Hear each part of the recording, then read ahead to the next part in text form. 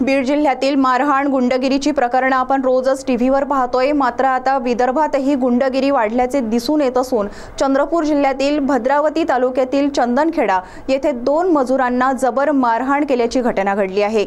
या गुंडगिरीमागे स्थानिक राजकारण्यांचा वरद हस्त असल्याचा आरोप चंदनखेड्याचे सरपंच नयन जांभुळे यांनी पत्रपरिषदेत केला आहे। तसेच माजी जिल्हा परिषद सदस्यांसह मुलाचीही चंदनखेड्यात दबंगगिरी सुरू असून पोलिसांनी कठोर कारवाई करण्याची मागणी पत्रकार परिषदेत करण्यात आली। पाहूया सविस्तर वृत्त। भद्रावती येथील चंदनखेड्यातील 2 मजुरांना काही गुंड प्रवृत्तीच्या लोकांनी जबर मारहाण केली आहे। एकाला अवैध रेतीबाबत माहिती दिली यावरून तर दुसऱ्या घटनेत रेतीच्या गाडीवर कामावर का नाही आलास म्हणून मजुराला मारहाण केल्याची घटना दिनांक 23 रोज सोमवारला घडली। या प्रकरणात दोन्ही मजूर जखमी झाले असून त्यांच्यावर जिल्हा रुग्णालयात उपचार सुरू आहे। अशा दबंगगिरी करणाऱ्या माजी जिल्हा परिषद सदस्य व त्याच्या मुलासह अन्य आरोपींवर कठोर कारवाई करण्याची मागणी जखमीच्या नातलगासह गावकऱ्यांनी पत्रकार परिषदेत केली आहे। अनिल गायकवाड वय 34 राहणार चंदनखेडा व दुसऱ्या घटनेतील निलेश संतोष गोहणे वय 25 व त्याची आई कुसुम संतोष गोहणे वय 40 राहणार चंदनखेडा असे जखमींचे नाव आहेत। यातील आरोपी जिल्हा परिषद सदस्य आरोपी गायकवाड, त्याचा मुलगा रामेश्वर गायकवाड, गजू रणदिवे, विशाल गुंडीकवार, गणेश नन्नावरे अशी आरोपींची नावे आहेत। माजी जिल्हा परिषद सदस्य मारुती गायकवाड हा गेल्या कित्येक दिवसापासून या भागात रेती तस्करी करीत आहे। या गावात या दोघा बापलेकाची दहशत असून त्यांनी रेतीबाबत प्रशासनाला माहिती देणाऱ्या मजुराला मारहाण केली।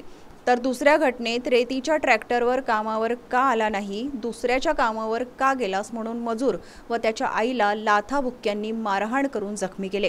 या घटनेची भद्रावती पोलिसात तक्रार करूनही त्या आरोपीला अजूनपर्यंत अटक करण्यात आली नसल्याचा आरोप पत्रकार परिषदेत करण्यात आला।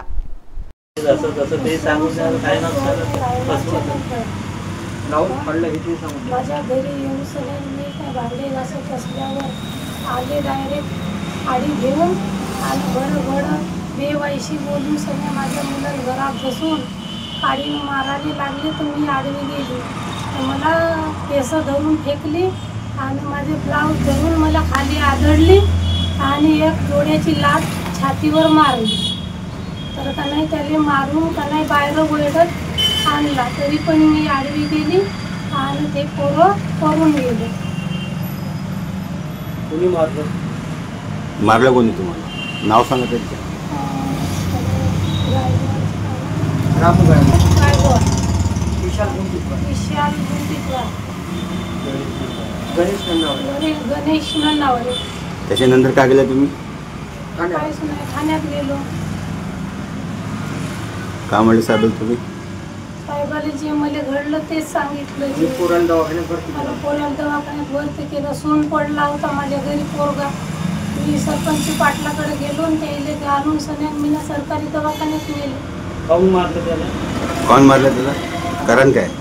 आता कारण त्यानं सांगितलंच नाही ना, बडबड मारायला लागला। नाही काय कोणतं कारण तर असं नाही? दुसरीकडे कामाला गेला असं काही नाही? दुसरीकडे कामाला गेला म्हणून मारलं ना? दुसरीकडे गेला कामाला म्हणूनच मारलं। ते आता तुमच्या का म्हणणं आहे? तो गावात मुजरा करतो। आता त्याची धमकी आहे अजून कसल्या पोराला अजिबात येऊन पुन्हा मारीन असं म्हणून घरून बोलून गेला माझ्यासोबत। साले म्हणे, माजर चोदे म्हणे, तुले फलकवून टाकीन म्हणे असा बोलून पळून गेला। तो यायला बोलवत नाही, सरपंचाच्या घरी जात नाही, तो चालला गेला।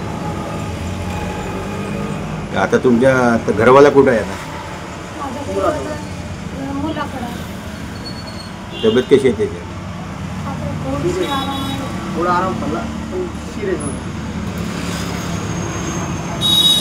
तुमच्या घरची कंडिशन खराब आहे आणि त्या मुलांनी मारलं तर त्याचा औषधोपचार जो आहे कोण करत आहे सध्या? आता आम्ही करतो।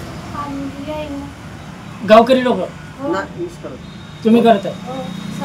सरपंच करताय? अच्छा। आता काय त्याला पोलिसांनी कारवाई करून अटक करा अशी मागणी केली आहे। काय तुमची काय मागणी आहे आता? हो करायची। मला घरी येऊन मारलं ना त्यानं, माझ्या मुलाला एवढं मारलं ना मला। रेती तस्करी करणाऱ्या मारुती गायकवाड यांनी गावातील मजुराला मारहाण केली। यापूर्वी सुद्धा त्यांनी शासकीय अधिकारी तसेच इतर व्यक्तींवर हल्ले केले आहे। या व्यक्तीमुळे गावातील शांतता भंग होत आहे. या व्यक्तीला चंदनखेडा गावातूनच तडीपार करण्याची मागणी प्रशासनाला करणार आहोत, असं नयन जांभुळे सरपंच चंदनखेडा यांनी सांगितले. माझं नाव नयन बाबाराव जांभुळे, सरपंच ग्रामपंचायत चंदनखेडा. मागील 2 दिवसापासून आमच्या गावात मारुती गायकवाड, राघू गायकवाड आणि विशाल गुंटिकवार आणि गणेश नन्नावरे आणि गजानन गजू रणदिवे हे अरेरावी पद्धतीने गावात धुमाकूळ माजवत आहे आणि गावातल्या लोकांना मारत आहे. कारण एकच का रेतीच्या ट्रॅक्टरवर येत आहे बा म्हणून, आमच्या ट्रॅक्टरवर येत नाही बा म्हणून, आणि गरीब माणसांना मारत आहे. त्यांनी एवढी अरेरावी केली आहे का त्या बाईला सुद्धा त्यांच्या आईला मारलं, त्या पोराला मारलं. त्याचा पोराचं नाव आपला निलेश संतोष गोवणे याला जबर एवढी मारहाण केली आहे का त्याला ॲडमिट करून ठेवावं लागत आहे दवाखान्यात. अजून त्याला होश आलेला नाही. आणि या बाईला सुद्धा लातांनी मारलं, तिचे केस बुरले, तिचं झांपर फाडलं, तिचे बांगड्या फोडल्या, तिच्या जोडा मारला तिच्या छातीवर. एवढे भयानक कृत्य आणि गुंड प्रवृत्ती चालू आहे. आणि आमदार करण देवतडे यांची ते धमकी देत आहे, मी आमदाराचा माणूस हो, का करतात करून घ्या. आणि तर आपण पोलिसात तक्रार केली का? आम्ही पोलिसात तक्रार केली आहे. कधी गेली होती? त्या दिवशी काल अनिल गायकवाडची केली आणि परवाच्या दिवशी आजच्या रात्री या गोवणेची केली. तर साहेबासोबत बोलले का? हो, साहेबासोबत बोललो. साहेब काय सांगे? साहेब म्हणे कारवाई करतो म्हणे, परंतु अजून त्यांना अटक झालेली नाही. तर आता आमची मागणी एकच आहे का त्यांना गावातून तडीपार करा. आणि आमच्या गावात जेवढी अशांतता फैलली आहे ती शांतता भंग झालेली आहे. ती शांतता अशांतता बंद करून शांत गाव निर्माण करून द्यावं ही विनंती. अधिकाऱ्यासोबत बैठकी केली करते ते स्वतः ट्रॅक्टर पटवाड्यापासून हिसकून घेऊन पळून जातात. आणि त्यांनी तहसीलदाराच्या गाडीला सुद्धा ठोकलं आणि गाडी घेऊन पळाली त्या रामू गायकवाडने. एवढी त्यांची अरेरावी आहे, मुजोरीने धंदा करतात. या आरोपींवर कठोर कारवाई करण्याची मागणी जखमीची आई कुसुम संतोष गोहणे यांनी पत्रकार परिषदेत केली आहे. यावेळी चंदनखेडा सरपंच नयन जांभुळे, विकास धांडे, निकेश ढोक, शुभम जांभुळे आदी उपस्थित होते. यावेळी ठाणेदार योगेश्वर पारधी यांनी दिलेल्या माहितीनुसार मारहाण प्रकरणात गुन्हे दाखल करण्यात आले असून एका प्रकरणातील आरोपीला अटक करण्यात आली, तर दुसऱ्या घटनेतील आरोपीवर गुन्हा दाखल करण्यात आला आहे. पुढील तपास सुरू आहे.